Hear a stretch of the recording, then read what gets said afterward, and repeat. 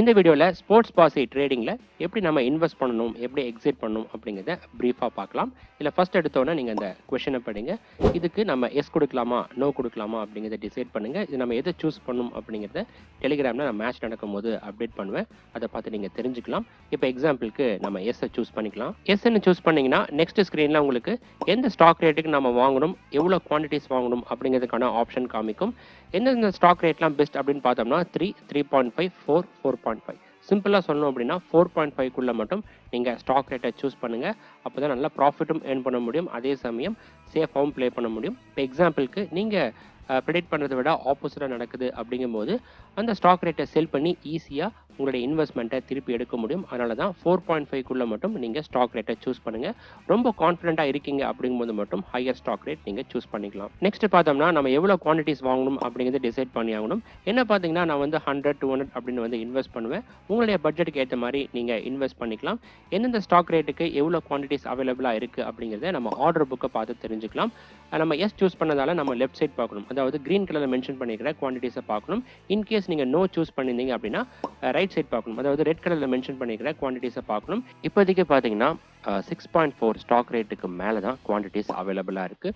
அதுக்கான ரீசன் என்ன அப்படின்னு பார்த்தீங்கன்னா, இந்த கொஷின் பார்க்கும்போது இந்தியா இந்த T20 போட்டியில் இங்கிலாண்டை வின் பண்ணுவாங்களா அப்படின்னு கேட்டிருக்காங்க.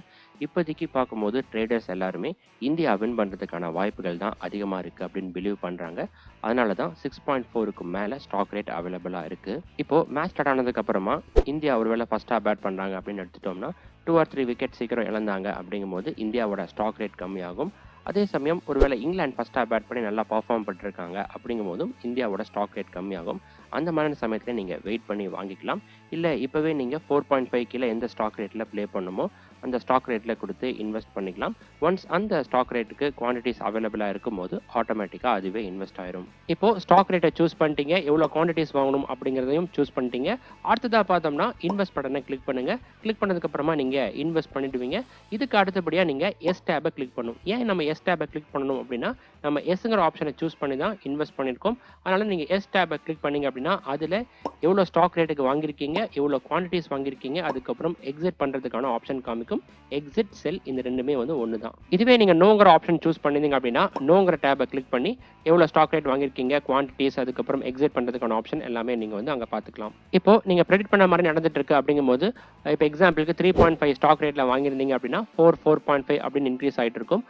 7, 7.5 இந்த ரேஞ்ச் கிட்ட வரும்போது நீங்கள் எக்ஸிட் பண்ணி ப்ராஃபிட்டை எடுத்துருங்க.